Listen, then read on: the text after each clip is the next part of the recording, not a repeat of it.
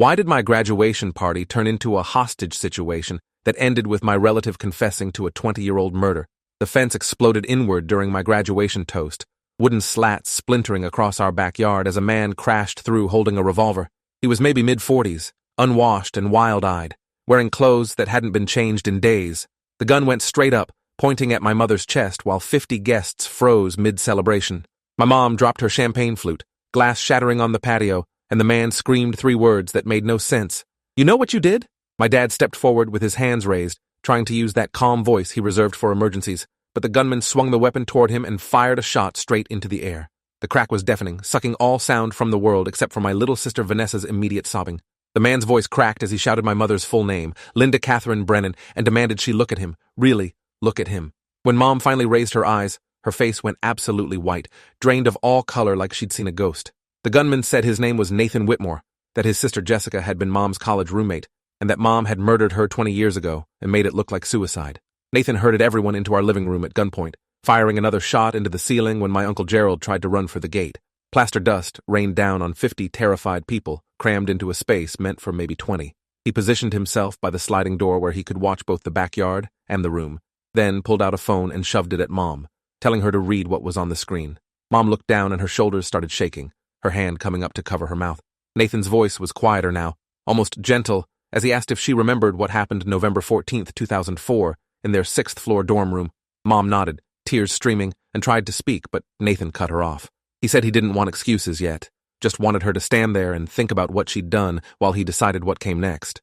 I was on the floor between my best friend Leo and Vanessa, trying to process that my mother, the PTA president who volunteered at soup kitchens, was apparently connected to someone's death. The math put her at 23 when it happened, just out of college, living a whole life I knew nothing about. Through the window I could see neighbors gathering on the street, and I knew it was only minutes before police arrived. Nathan set up a phone with a tripod on our entertainment center, positioning it to capture Mom in the center of the room with the rest of us as witnesses. He told her to start talking, to explain what happened that night, and when Mom hesitated, he pointed the gun at Uncle Gerald's head. Mom's voice came out flat and dead as she started speaking. She said Jessica had been her roommate and best friend for 4 years, inseparable until senior year, when Jessica started dating a guy named David Chen that Mom had been in love with since freshman year. Mom said she'd watched them fall in love while rotting with jealousy inside, smiling and pretending to be happy while drinking more and picking fights over nothing. The night of November 14th, they'd been celebrating Jessica's engagement to David, drinking vodka in their room, when the conversation turned into a screaming fight. Jessica had confronted Mom about acting weird and jealous, had asked point blank if Linda had feelings for David. Mom admitted she did, that she'd been in love with him for years, that being asked to be maid of honor felt like celebrating her own heartbreak. Jessica had said Mom had 4 years to speak up, that you can't claim someone after your friend is engaged. The fight escalated until Jessica grabbed her jacket and went out on their 6th-floor balcony to get air. Mom's voice dropped to barely a whisper, as she described following Jessica outside, still angry, still wanting the last word. They kept fighting on the balcony in the cold November air, and Jessica told her she was being selfish and immature, that their friendship was over and she was moving out tomorrow. Mom said something snapped in her brain, some combination of alcohol and rage and heartbreak, and she shoved Jessica hard with both hands on her shoulders. Jessica stumbled backward, hit the balcony railing, and her weight carried her over. Mom grabbed the sleeve of Jessica's jacket, but it slipped through her fingers, and Jessica fell 6 stories into the courtyard below. By the time Mom ran downstairs, Jessica was dead on the concrete. Mom panicked, ran back upstairs, cleaned up the vodka bottles and cups, wiped down the balcony railing, and waited until morning to discover the body and call campus security. She told them she'd woken up and Jessica was gone, went looking and found her in the courtyard. Everyone believed her because who suspects their grieving roommate of murder? The room was completely silent, except for crying. Dozens of people processing what they'd heard, trying to reconcile this confession with the woman who'd made fruit platters this morning. I couldn't look at Mom, couldn't process that the person who'd taught me right from wrong had killed someone and covered it up my entire life. Nathan was crying now, tears streaming down his face, but his gun hand stayed steady. He asked if that was everything, and Mom turned to face the camera directly. She said she was sorry, that she'd thought about Jessica every day for 20 years, that she'd tried to be a good person to balance out what she'd done, but she was a coward who couldn't face consequences. She said Nathan deserved the truth, that Jessica's memory deserved it, and she would cooperate with whatever came next because she was tired of carrying this secret. Nathan lowered the gun slightly, and I thought maybe it was over. But then we heard sirens approaching fast. His face hardened and he raised the weapon again, telling everyone to stay still or he'd shoot Mom and then himself. Through the curtains, I saw flashing lights painting the ceiling red and blue, and a bullhorn demanded Nathan release the hostages. Nathan laughed and said cops always lied, that they'd shoot him the second he walked out. He reached into his jacket and pulled out a plastic bag containing a dark piece of fabric stained with what looked like dried blood. He said he'd found this scarf in a dumpster behind their dorm 20 years ago, had kept it because it had Jessica's blood and Mom's DNA from where she'd wiped down the balcony railing. The DNA technology available now hadn't existed in 2004, but retesting last year proved Mom had been on that balcony, had tried to clean up evidence, proving this wasn't suicide. Dad was staring at Mom like she was a stranger, and I recognized that expression because I was wearing it too. Every childhood memory suddenly felt contaminated. Every bedtime story and birthday party now existing in this new context where Mom had killed someone and lied about it my entire life. Vanessa was still sobbing into our cousin Rachel's shoulder, and I could see other relatives I'd known forever looking at Mom with horror and betrayal. My Aunt Denise had her hand over her mouth, shaking her head like she could deny what she'd just heard. Uncle Gerald looked like he might be sick, his face pale and sweaty. The photographer Stuart was still in the corner with his camera, and I realized with disgust that he'd probably been recording this whole thing, that my mother's confession was going to end up on the news or sold to the highest bidder.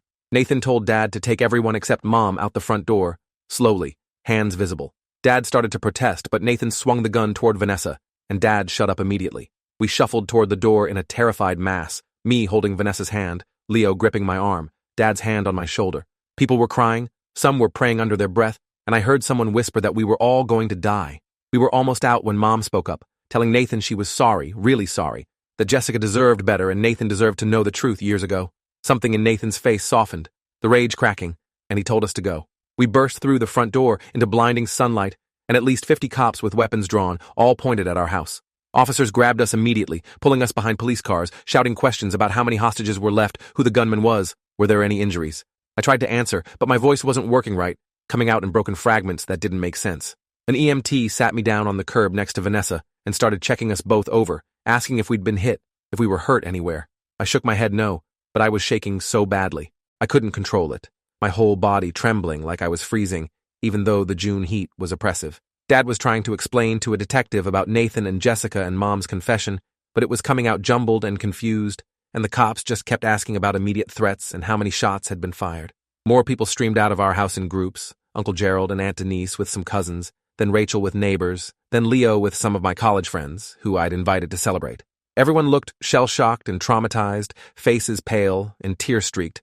The photographer Stuart came out with his camera still hanging around his neck, and when he saw me looking at him, he had the decency to look guilty before a cop took him away for questioning.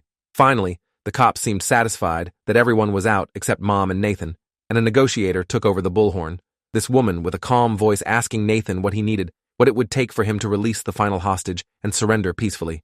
We couldn't hear Nathan's response from where we were sitting behind the police barricade, but we could see movement in the windows, shadows passing back and forth. I kept waiting for a gunshot that would mean everything had gone wrong, that Nathan had decided to kill Mom and himself rather than face what came next.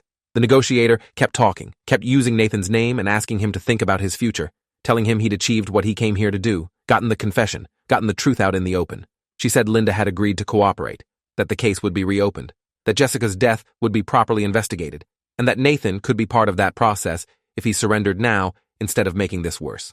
There was a long pause, maybe 5 minutes, where nothing happened, and the entire street held its breath. Then the front door opened, and Mom walked out with her hands raised high above her head, moving slowly and carefully like someone had given her very specific instructions on how to exit without getting shot.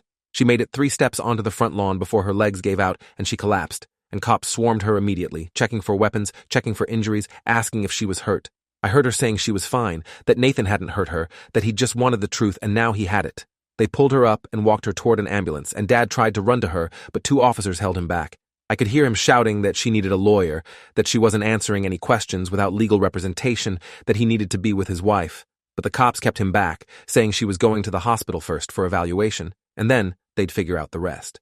I watched Mom being loaded into the ambulance, her face visible through the back windows, and she was crying, but also looked almost relieved, like a massive weight had been lifted off her shoulders.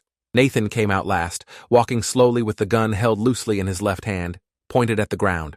Police were screaming at him to drop the weapon, at least 20 different voices all shouting the same command, and Nathan stopped on the front porch of my house and just stood there for a moment.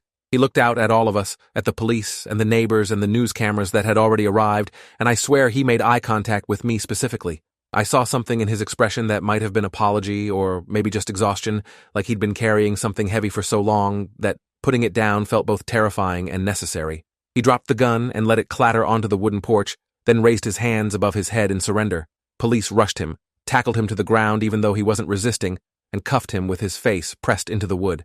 They hauled him to his feet and walked him to a police car, and as they passed where I was sitting with Vanessa, I heard him say something to the cop next to him about finally being able to sleep, about finally letting Jessica rest, about how 20 years was too long to carry the weight of unanswered questions. Then he was gone, shut into the back of a cruiser, and the whole circus of emergency vehicles started clearing out, leaving just a few cops to secure the scene and a couple of detectives to take statements from everyone who'd been inside. A detective named Reeves came over to me, a woman in her 40s with kind eyes and a patient manner that made me trust her more than I probably should have. She asked me to describe everything that happened from the moment Nathan crashed through the fence to the moment I'd walked out the front door. I told her about the gun and the confession and the scarf and Mom agreeing to cooperate, and she wrote it all down in a notebook that looked like it had been through hundreds of crime scenes. She asked me if I'd known anything about Jessica Whitmore before today, and I told her honestly that I'd never heard the name until Nathan had screamed it in our backyard. She asked if Mom had ever seemed guilty or haunted, if she'd ever mentioned anything about her college days that might have been a clue to what she'd done. I thought about all the times Mom had gotten quiet when crime shows came on TV, all the times she'd changed the channel when they talked about cold cases or unsolved murders. I thought about how she'd always been extra strict about me being honest, about how lying was the worst thing I could do, and I wondered if that had been her trying to prevent me from becoming what she was. Maybe those had been signs, or maybe I was just retrofitting memories with new context, seeing patterns that hadn't existed before I knew the truth. Reeves thanked me for my cooperation and gave me her card, telling me to call if I remembered anything else, and I stuck it in my pocket next to my wallet and the graduation cord I'd been wearing earlier. Dad was trying to get information about Mom, asking every cop he saw where they'd taken her, whether she'd been arrested, whether we could see her. Finally, someone told him she'd been taken to County General for evaluation and that she'd be formally charged once the DA reviewed the case, which could take anywhere from 24 hours to a week, depending on how fast they could process Nathan's evidence and Mom's recorded confession. Dad looked 10 years older than he had this morning, his face gray and sagging, and I saw him pull out his phone and start calling lawyers, leaving voicemails with every criminal defense attorney whose name he could remember. The media showed up within an hour, news vans with satellite dishes parking up and down our street, reporters with microphones approaching anyone who looked like they might have information. They were asking neighbors what they'd seen, trying to get quotes from anyone who'd been at the party, offering money for exclusive interviews. I saw Stuart talking to a reporter, probably selling his story and whatever footage he'd captured, and I felt a surge of rage so intense I actually started walking toward him before Leo grabbed my arm and pulled me back. He told me it wasn't worth it, that Stuart was an opportunistic piece of garbage, but that attacking him would just make everything worse and give the media more to talk about. I knew he was right, but I still wanted to punch something, wanted to scream at someone, wanted to do anything that might make this feeling of betrayal and confusion go away. My graduation decorations were still up in the backyard, balloons bobbing in the evening breeze, and I could see the remnants of the party scattered across the lawn, abandoned plates and cups, the dessert table knocked over during the chaos, my graduation cake smashed and inedible in the grass. All that work Mom had put into making today perfect, all those hours of planning and decorating and cooking, and it had ended with her confessing to murder and being taken away in an ambulance. We ended up at a hotel that night, because the house was still a crime scene, police tape across the doors, and investigators photographing everything. Dad got us 2 rooms at a Holiday Inn 10 miles away, and we ordered pizza that none of us could eat, just pushing it around on paper plates while the TV played news coverage of what they were calling the graduation party hostage situation. They had helicopter footage of our house, aerial shots that made the whole thing look smaller and more contained than it had felt from inside. They had interviews with neighbors saying Mom had always seemed so nice and normal that they never would have suspected she was carrying a secret like this. They had clips of Nathan being loaded into the police car, and I noticed he looked almost peaceful, like a huge weight had been lifted now that he'd gotten what he came for. The news anchors were speculating about what charges Mom would face, bringing in legal experts to discuss manslaughter versus murder, intent versus accident, and whether her 20 years of covering it up would make the charges worse. Vanessa fell asleep crying around midnight, curled up in one of the beds with her face still red and swollen. Dad sat in a chair by the window, staring out at nothing, and I knew he was trying to process the fact that his wife of 20 years had been lying to him every single day of their marriage. We stayed in that hotel for 3 days while police processed the house and while Dad tried to figure out what came next. Mom was formally charged with second-degree manslaughter and evidence tampering, lower charges than I'd expected, but apparently appropriate given that prosecutors believed her story about it being an accident during a fight rather than premeditated murder. The DA offered a plea deal, 15 years with possibility of parole after 10, in exchange for full cooperation and a guilty plea that would spare everyone a trial. Dad talked to Mom's lawyer, who talked to Mom, and she took the deal within 48 hours. She said she didn't want to put us through a trial, didn't want to force Nathan to relive his sister's death in a courtroom, didn't want to risk a jury giving her the maximum sentence of 25 years. So she pled guilty, and just like that, my mother became a convicted killer with a prison sentence. The sentencing hearing was brief and procedural, held in a courthouse downtown that smelled like floor wax and old paper. Mom read a statement apologizing to Nathan, to Jessica's memory, to our family, to everyone she'd hurt by lying for so long. Her voice broke multiple times, and she had to stop and compose herself before continuing. She said she'd made a terrible mistake 20 years ago and compounded it by being a coward, by choosing to protect herself instead of giving Jessica's family the truth they deserved. Nathan was there, sitting in the gallery, wearing a clean shirt and looking more put together than he had crashing through our fence. When Mom finished speaking, he nodded once, this tiny movement that might have been acceptance or forgiveness, or just acknowledgement that he'd hurt her. The judge sentenced her to the agreed-upon 15 years, and Mom was led out of the courtroom in handcuffs, and that was the last time I saw her as a free person. Nathan was charged with kidnapping, assault with a deadly weapon, false imprisonment, and several other crimes related to the hostage situation. But his lawyer argued extreme emotional disturbance and the fact that he'd never actually hurt anyone physically. The prosecutor pushed for serious prison time, saying he'd terrorized 50 innocent people and could have killed someone, but the judge seemed sympathetic to Nathan's situation. He ended up with a plea deal too, 5 years with credit for time served and required mental health treatment. Some people thought that was too lenient, that he'd committed serious crimes and should pay a heavier price, but I understood it. He'd spent 20 years watching his sister's killer walk free, watching the justice system fail Jessica over and over, seeing his parents drink themselves to death from grief, while the person responsible for their daughter's death lived a normal suburban life. Was what he did right? No. Was it understandable? Yeah, it was. I visited Mom once in prison, about 6 months after she was sentenced, and it was one of the hardest things I've ever done. Seeing her in an orange jumpsuit, sitting across from me at a metal table in a room full of other inmates and their families, was surreal. She looked smaller somehow, diminished, like prison had physically shrunk her or maybe just revealed how small she'd always been underneath the persona she'd constructed. She cried when she saw me, reaching across the table to grab my hands, and the guard had to tell her to keep her hands on her side. She apologized over and over, said she understood if I hated her, said she'd spend the rest of her life trying to make amends for what she'd done to Jessica, to Nathan, to our family. I told her I didn't hate her, which was true, but I also told her I didn't know who she was anymore, which was also true. The person I'd thought was my mother had never existed, had been a carefully constructed lie built on top of a terrible secret, and I didn't know how to have a relationship with the real woman underneath. She asked about Vanessa, about Dad, about whether they were okay, and I told her the truth, that Vanessa was in therapy twice a week and having nightmares, that Dad had filed for divorce, that our entire family had been destroyed by her choices. She deserved to know the consequences of what she'd done, deserved to sit with that knowledge every day in her cell. I haven't been back to visit since that first time, though I read her letters when she sends them, these long rambling things about her daily routine in prison and the other inmates and how prison is teaching her accountability and forcing her to face what she'd done. She writes about attending religious services and group therapy sessions, about working in the prison library and teaching other inmates to read. She's trying to become a better person, or maybe just trying to become the person she'd pretended to be for 20 years.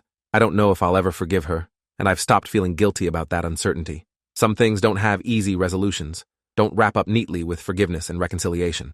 Sometimes the best you can do is accept that someone you loved was also capable of terrible things, and that both of those truths can exist simultaneously. Nathan got out after 3 years for good behavior and immediately moved across the country, putting as much distance as possible between himself and the place where his sister died. He started a foundation in Jessica's name that helps families of suspicious suicides get cases reopened and reinvestigated, providing funding for independent forensic reviews and legal support. I saw an article about it in the paper, and the work he's doing seems genuinely helpful, turning his trauma and obsession into something constructive. He sent me a letter about 6 months after he got out, forwarded through his lawyer so I wouldn't have his direct address. He apologized for traumatizing me and Vanessa, for turning what should have been a celebration into a nightmare we'd carry forever. He said he wished there had been another way to get the truth, that he'd spent years trying to work through official channels before resorting to what he did. He said he didn't expect forgiveness, but wanted me to know that his sister had been a kind, funny, brilliant person who deserved the life that was taken from her. I wrote back telling him I understood why he'd done it, that I didn't blame him for wanting justice for Jessica, and that I hoped his foundation helped other families avoid the decades of uncertainty he'd endured. We're not friends, probably never will be, but there's an understanding between us now, a shared knowledge of what it feels like to have your entire understanding of reality shattered in a single afternoon. Dad remarried about 3 years after the divorce, a woman named Patricia, who he'd met in a support group for families of incarcerated people. They seem happy in a careful, cautious way, building something new on top of the wreckage of what came before. Vanessa is in high school now, doing okay considering everything, seeing a therapist who specializes in trauma and family betrayal. I finished my bachelor's degree in criminal justice, driven by what happened to reshape my entire career path, and I'm starting law school in the fall with a focus on victim advocacy and wrongful conviction cases. I want to help other families get the truth the way Nathan helped us get ours, even if his methods were traumatic and illegal. I want to be the person who listens when someone says the official story doesn't make sense, who takes them seriously instead of dismissing their concerns as conspiracy theories or grief-induced paranoia. My graduation party turned into a crime scene that destroyed my family and gave me trust issues I'll probably spend decades unpacking in therapy.